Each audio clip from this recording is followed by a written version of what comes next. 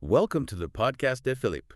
We're diving deep today into AI and censorship. Sounds interesting. It is, especially with all this information you guys sent in. Yeah. About how these different AIs like ChatGPT, Perplexity, even Gemini handle, sensitive topics. Yeah, it's a hot topic for sure. Big time. So we're going to try and figure out how these AI giants filter info, like why they do it. And what it means for us. Exactly.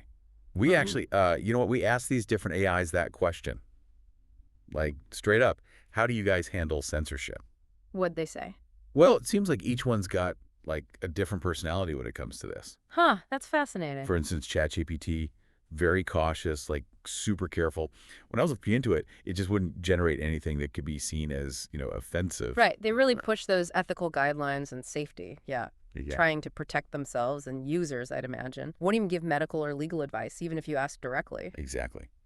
Then you got Perplexity. Totally different story. Much more willing to push those boundaries. Perplexity is known for having fewer guardrails, so there's more freedom there. But of course, it's easier to manipulate, I guess. Oh, yeah, definitely.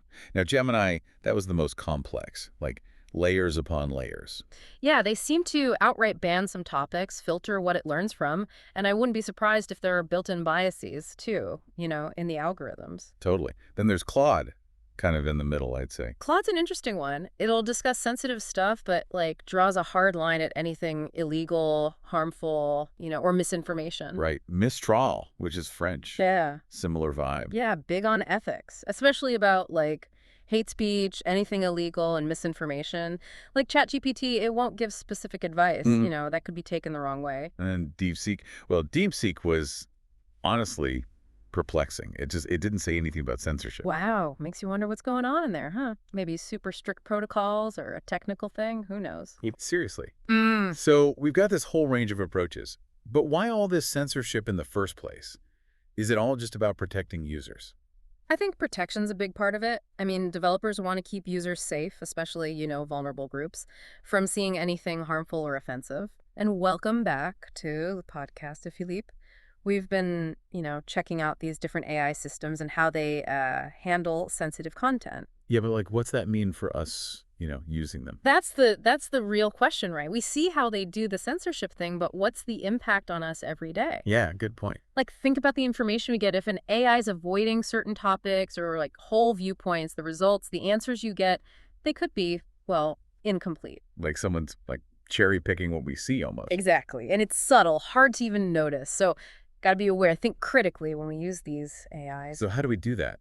Be smarter about this whole thing. Well, first, don't rely on just one AI. Try different ones. See what you get. Compare. Like a second opinion, but for information. Right.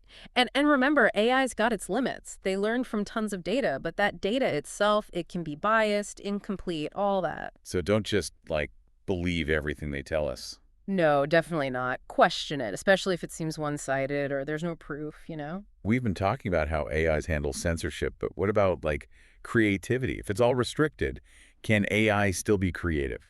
Good question. Some filtering, it's probably necessary, to stop harmful stuff.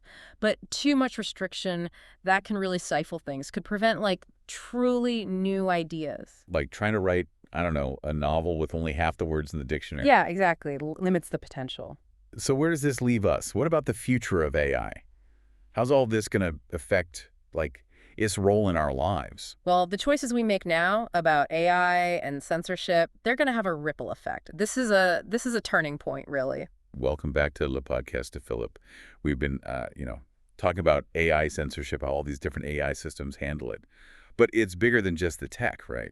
Oh, absolutely. It brings up fundamental questions about how we handle information in this whole digital age, Who gets to decide what's okay and what's not? How do we even know what's going on with these AIs? Are they transparent, accountable? These are big questions, for sure. Stuff we need to figure out as a society.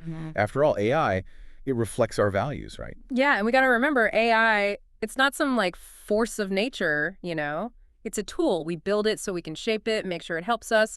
The decisions we make now, they're going to matter for knowledge, freedom, all of it, human potential even. Yeah, if we don't pay attention, we could end up with AI that limits us, not helps us. Yeah. So what do we do? How do we make sure AI empowers us? Awareness is key. We got to understand how it works, where it falls short, what its decisions actually mean. Education then, right? Yeah. We need to be able to, like, think critically about all this, navigate this whole digital world. Absolutely. And we got to talk about this stuff openly, the ethics of it all, get everyone involved, not just the tech people, but artists, teachers, everyone, even you listening. So after this deep dive, what's the one thing you hope people take away? I'd say, remember this. AI is powerful, super powerful, but it's up to us to make sure it develops the right way, in line with, our values, what we want as humans. This has been a fascinating discussion, really complex topic, no easy answers. But if we know the challenges and talk about them, we can make sure AI is a force for good. Thanks for joining us for this deep dive on Le Podcast de Philip. If you want to learn more, check out the discussions on Reddit, especially the subreddits, Singularity and Perplexity. And don't forget to subscribe to our channel on YouTube and like this video.